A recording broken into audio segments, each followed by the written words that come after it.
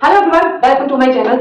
अभी तक हमने अपराइजिंग ऑफ 1857 के जो कॉजेस थे, सिर्फ दो कॉजेस कवर कर रहे हैं, political causes and socio religious causes. अब दो कॉजेस और रह गए। हमारा पहला रह गया economic causes and after that military causes. तो जो हमारा इकोनॉमिक एक्सप्लोइटेशन ऑफ इंडिया है, जो जिसकी वजह से जो अपराइजिंग ऑफ 1857 का रिवॉल्ट हुआ, उनमें से एक कारण क्या है? इकोनॉमिक का। यहाँ पे एग्रीकल्चर की फील्ड या इंडस्ट्रीज, ट्रेड, इन सब के ऊपर ब्रिटिशर्स ने कब्जा करना स्टार्ट कर दिया था। हमारी जो इंडस्ट्रीज थी, ट्रेड थे, इनको फाइनेंशियल तरीके से पूरी तरीके से नष्ट करना स्टार्ट कर दिया था, चाहे वो एक्ट ला रहे थे या फिर कुछ ऐसी पॉलिसीज ला रहे थे। हमें इसमें 6 पॉइंट पढ़ना है। पहला पॉइंट हमारा ruin of trade and handicraft, second poverty of pheasant, third India has an agriculture colony, D ill treatment of Indian cultivator, E loss of employment, and last is the drain of wealth to England।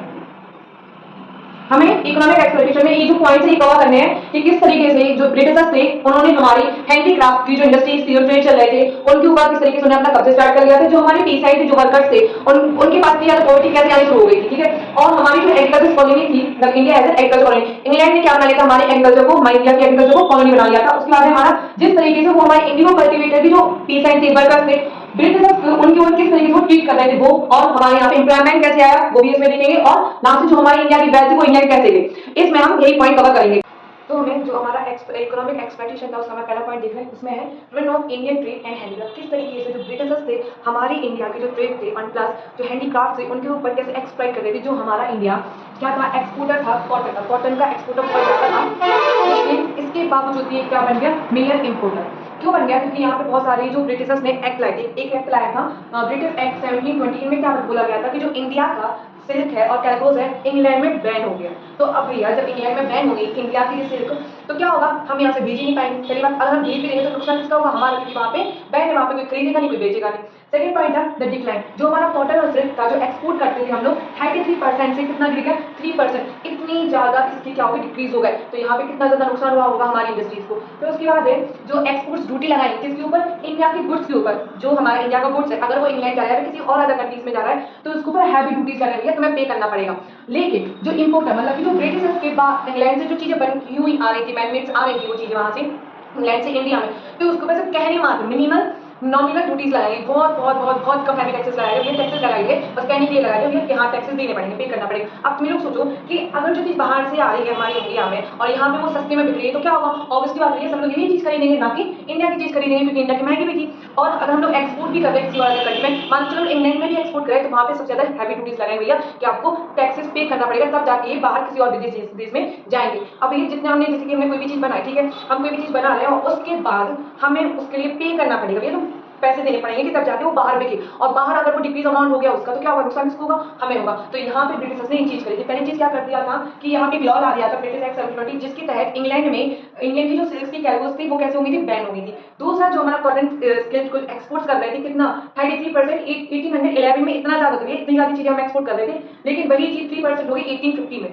और इसके बाद क्या हुआ? जो Britishers थे उन्होंने हमारी जो इंडियन टेक्सटाइल थी उसके ऊपर हैवी ड्यूटीज लगाई हुई है। तुम्हें बेचना है कहीं पे भी, तुम्हें गुड्स बेचना है कंट्रीज के बाहर तो आपको हैवी टैक्सेस देने पड़ेंगे, पे करना पड़ेगा। लेकिन अगर कोई बाहर से चीज आ रही है, इंग्लैंड ब्रिटिशर्स की बाहर से कोई चीज आ रही है, इंग्लैंड से आ रही है, अदर कंट्री से आ रही है, तो उसके ऊपर ज्यादा टैक्सेस नहीं लगाए जाएंगे। और यहाँ पे एक चीज है जिसका रिजल्ट क्या हुआ था? India weavers couldn't compete with cheap machine goods manufacture of like Surat and Dhaka became desolated. क्या हो गया था यहाँ पे भैया? जैसे जो हमारी इंपोर्ट्स थे किसकी, जो हमारे मशीन गुड्स आ रही थी किसकी? ब्रिटिशर्स की मशीन गुड्स आ रहे थे बाहर से जो आ रहे थे, इंडिया में क्या होने लगा था? चीप रेट में बिकने लगी थी चीजें। तो सब ऑब्वियसली बात है गरीब लोग वही खरीदेगा जो चीप में है, जो सस्ता है वही सब लोग खरीदेंगे। तो यहाँ पे वही चीज होने लगी जिसके तहत जो हमारी इंडिया के व्यूअर्स थे वो इस चीज को अफोर्ड नहीं कर पा रहे थे, और जो हमारी सूरत और ढाका की जो इंडस्ट्रीज थी वो कैसे हुई थी? धीरे धीरे बंद होती जा रही थी। ये था इकोनॉमिक एक्सप्लोइटेशन का पहला पॉइंट, किस तरीके से जो ब्रिटिशर्स है हमारे ट्रेड और हैंडीक्राफ्ट पर कैसे एक्सप्लॉइट करते थे। इसका दूसरा point, second point poverty of pheasant. अब पीसेंट कैसे बहुत ज्यादा गरीब होते जा रहे थे। यहाँ पे पहला पॉइंट आता है परमानेंट सेटलमेंट 1793। याद रखना परमानेंट सेटलमेंट किसने इंट्रोड्यूस की थी? लॉर्ड कॉर्नवालिस ने इंट्रोड्यूस करी थी। यहाँ पे क्या हुआ था कि यहाँ पे जो लैंड रेवेन्यू थी ये फिक्स हो गई थी, ठीक है। और फिक्स कैसी हुई थी? वेरी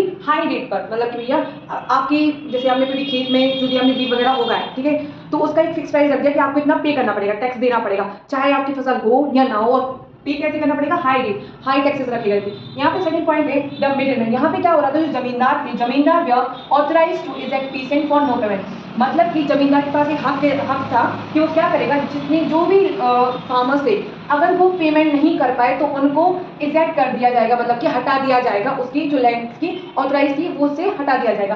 फिर हमारा लास्ट पॉइंट है, सॉरी लास्ट नहीं है, थर्ड है जो भी किसान है to pay taxes peasant for money from money lender at high interest leading to the loss of their land. यहाँ पे क्या हो रहा था, जो पीसेंट है यहाँ पे जो मनी लेंगे किससे, मनी लैंडर से बोरो करेंगे, और अगर वो हाई इंटरेस्ट पर वो नहीं चुका पाए, कर्जा नहीं चुका पाए, तो उनकी जो लैंड होगी वो किसके हाथ में चली जाएगी, वो अपने हाथ से धो बैठेंगे, मतलब कि उनकी जो लैंड है वो उनके हाथ से निकल जाएगी अगर वो पे नहीं कर पाएंगे। इन दोनों का पॉइंट सेम ही है, बट यहाँ पे क्या है, यहाँ पे जमींदार के पास क्या है, पावर है कि वो जो पीसेंट है उनको हटा सकते हैं अगर उन्होंने पेमेंट नहीं करी। और यहाँ पे क्या है कि अगर आप किसी मनी लेंडर से पैसे लेते हो, कर्जा लेते हो, और अगर आप वो कर्जा नहीं दे पाए तो उसके बाद जो आपकी लैंड होगी वो क्या हो जाएगी, आपके यहाँ से निकल जाएगी। फिर हमारा लास्ट है फेमाइन। अब यहाँ पे क्या हो रहा था कि जो हमारे यहाँ के इंडियन पीपल थे वो क्या कह रहे थे कि जो हमारे यहाँ पे फेमाइन आई है, इंडिया में जो फेमाइन आई है या किसी भी स्टेट में जो फेमाइन आई है वो बिकॉज ऑफ किसकी वजह से, ब्रिटिश की वजह से। क्यों? क्योंकि ब्रिटिश क्या करते थे, चीजों को निगलेक्ट कर देते थे। क्या करते थे, चीजों को निगलेक्ट कर देते थे। अगर हम लोग कोई भी दरख्वास्त करते हैं कि हमारे यहाँ पे पानी नहीं आ रहा है, सिंचाई नहीं कर पा रहे, या फिर खेत में ऐसा हो गया,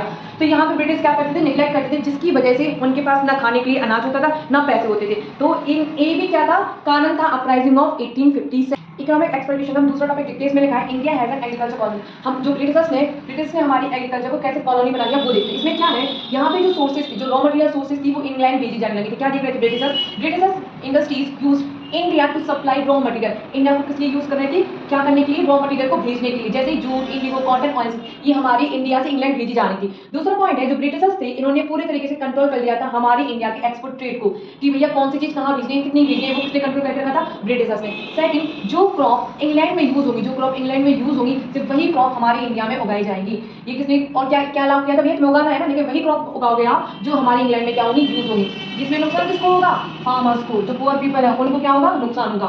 यहाँ पे जो हमने आपको बताया ना, रॉ मटेरियल का सप्लाई हो रहा था, तो आपसे पूछा है कौन सी स्टेट से लगी है, कौन सी स्टेट की जो बहुत ज्यादा रॉ मटेरियल का सप्लाई करी, 3 स्टेट थी, Bengal, Bihar, Awadh, became major producer of the export. और इंडिया ने हमारी जो एग्रीकल्चर था पूरे इंडिया को कन्वर्ट कर लिया था किसमें, एग्रीकल्चर कॉलोनी में। और ये बहुत अच्छे से वेल प्लान किया था ब्रिटिशर्स की पॉलिसी से। तो यहाँ पे सबसे ज्यादा नुकसान होगा फार्मर्स को, पीसेंट को, इन सबको नुकसान हो रहा है भैया। देखो जो गरीब है वो और ज्यादा गरीब होते जा रहे हैं, तो यहाँ पे गरीबी यहाँ पे क्या होगा, भड़क गए। तो ये भी क्या कॉज बन गया, अपराइजिंग ऑफ 1857। अब उसके बाद नेक्स्ट टॉपिक पर अब हम लोग का है fourth point, in treatment of Indigo cultivator. जिस तरीके से जो ब्रिटिशर्स थे, हमने अभी देखा कि वो कल्टीवेशन एग्रीकल्चर कॉलोनी में, अब वो क्या कर रहे थे, जो इंडिगो के कल्टीवेटर्स थे उनके किस तरीके से ट्रीट कर रहे थे वो देखते हैं। यहाँ पे क्या है, फोर्स कल्टीवेशन। यहाँ पे ब्रिटिशर्स ने फोर्स किया था इंडिगो की जो कल्टीवेटर्स थे, इंडिगो कल्टीवेटर्स को, इनको बोला गया peasant were force to grow indigo instead of food crop. इनको बोला गया भैया कि आपको इंडिगो उगाना है, आपको क्या नहीं उगाना है, फूड क्रॉप्स नहीं उगाने हैं। Instead of you have to grow food crops you have to grow indigo. उसके बाद इनसे ये भी बोला गया, they we are given advance loan, इनको एडवांस लोन दे दिया, but paid very low price for the crop का इनको लो प्राइस दिया। भैया तुम्हें लोन तो तुमने बहुत ज्यादा दे दिया, पहले से ही तुम्हें लोन दे दिया, लेकिन बाद में तुम जो क्रॉप के जो रेट है उसमें तो तुमने लो प्राइस दिया। अब भैया जो लोन उन्होंने लिया है वो कैसे चुका पाएंगे, इनसे ये भी परेशान हो गए थे। और इसी के कारण, इसकी वजह से क्या हुआ था, ब्लू रेवेलियन हुआ। ब्लू रेवेलियन होता क्या, यहाँ पे हुआ था, जो कल्टीवेटर्स थे किसके, इंडिगो के, कहाँ के, बंगाल के जो कल्टीवेटर्स थे, इन्होंने रिवोल्ट कर दिया था अगेंस्ट द ब्रिटिश गवर्नमेंट। इसी को हम लोग क्या बोलते हैं, ब्लू रेवेलियन। अब हमारे 3 पॉइंट और बचे हैं, एक बचा है लॉस ऑफ एम्प्लॉयमेंट और लास्ट है द ड्रेन ऑफ वेल्थ। एक और है जो कमीशन, वो हमारे क्लास में, ये छोटा ज्यादा इंपोर्टेंट नहीं है, ठीक है। जो लॉस ऑफ एम्प्लॉयमेंट, अब देखो कैसे कैसे जो पीपल्स थे, पीसेंट थे, फार्मर्स थे, ये कैसे कैसे अपनी जॉब से हाथ धो बैठ रहे थे। तो यहाँ पे पहला पॉइंट है Annexation like इलेक्शन हो रहा है, तो वहाँ के जो सोल्जर्स थे, जो ऑफिसर्स थे, वो क्या हो जाएंगे, अनएम्प्लॉयड हो जाएंगे, धीरे धीरे क्या हो जा रहे हैं, डिसबैंड हो जा रहे हैं। दूसरा था जो पंडित और मौलवी थे, वो अपनी जॉब से हाथ धो बैठ रहे थे। क्यों? क्योंकि ब्रिटिशर्स ने क्या कर दिया था, इंग्लिश एजुकेशन कंपलसरी कर दी थी हर एक स्कूल में, चाहे वो गवर्नमेंट हो चाहे वो उनकी खुद की स्कूल हो। तो यहाँ पर भैया इंग्लिश पढ़ाई जा रही, तो पंडित क्या पढ़ा रहे थे, संस्कृत वगैरह, मौलवी उर्दू अरबिक पढ़ा रहे थे। अब ये कोई पढ़ नहीं रहा, तो ये कैसे हो गए, जॉब लेस हो गए। उसके बाद हम लोग बात करते हैं ड्रेन ऑफ वेल्थ। यहाँ पे क्या हो रहा था, जो इंडिया की रिसोर्सेज थी ये कहाँ ले जानी थी, इंग्लैंड जानी थी, और इनका कोई भी रिटर्न होता कि वापस हमें कोई चीज मिल नहीं रही थी, पूरा प्रॉफिट इंग्लैंड में नहीं जा रहा है। तो इसकी वजह से क्या होने लगा था, जो हाई सैलरीज थी, जो इंडिया की बेस्ट थी ना, इसी से देखो ब्रिटिशर्स क्या कर रहे थे, अपने जो ऑफिसर्स थे उनको सैलरी भी दे रहे थे, चाहे वो सिविल में हो या फिर मिलिट्री में, एडमिनिस्ट्रेशन में हो, इनको क्या दे रहे थे, सैलरी दे रहे थे। सैलरी देने के बाद जो भी चीज बच रही थी, जो भी पैसा बच रहा था, वो अपने घर भेज दे रहे थे एज अ सैलरी, जैसे कि सेविंग के तहत। और उसके बाद जो कंपनी ने यूज वेल्थ कलेक्ट करी थी, कहाँ से वेल्थ आ रही है इनके पास, देखो जो बिजनेसमैन हुए या फिर इंडियन रूलर हुए, इन्हें जो गिफ्ट दे रहे हैं, ये सारी कहाँ ले जा रहे थे, ये लोग इंग्लैंड ले जा रहे थे। और इन चीजों का इंडिया में कोई भी यूज़ नहीं हो रहा था। तो ये कह सकते हैं कि जो ब्रिटिशर्स थे, ये हमारी जो वेल्थ है, इंडिया की जो वेल्थ है पूरी इंग्लैंड ले जा रहे थे और रिटर्न में हमें कुछ नहीं दे रहे थे, हमारे लिए कुछ चीज़ें नहीं कर रहे थे जिसकी वजह से वो चीज़ हमारे लिए हेल्पफुल हो। और यहाँ पे इतनी सारी एम्प्लॉयमेंट हो गई, तो ये भी क्या कॉजेस हो गए हैं अपराइजिंग ऑफ 1857। और उसके बाद एक यहाँ पे कमीशन पे उन्होंने क्या बोला, डिमांड करी थी टाइटल डीड। टाइटल डीड मतलब कि आपको प्रूफ करना है जो आपकी लैंड है ये आपकी है या किसी और की है। तो उस टाइम पे लोग इतने पढ़े लिखे तो थे नहीं, क्योंकि बस ऑफिशियल चीजें हो, भैया उनके पास जो लैंड थी उन्होंने कहा कि हमारे दादाजी की इतनी थी वही हमारी है। लेकिन वो आपसे क्या मांग रहा है, प्रूफ दो, लिखित दो। भैया इनके पास चीज नहीं थी, तो इसी के चलते 20,000 ई स्ट्रीट को क्या कर दिया गया था, सीसाइड कर दिया गया था। और ये स्ट्रीट किसके पास चली गई थी, ब्रिटिशर्स के पास चली गई थी। तो ये हो गए आपके main causes for the uprising of 57। तो क्या कहते हैं, 4 कॉजेज है, political, social, religious, economic and military causes. Military causes पढ़ना है, अभी सिर्फ इकोनॉमिक एक्सपेक्टेशन। कॉजेस हम लोग नेक्स्ट वीडियो में पढ़ते हैं। Okay bye.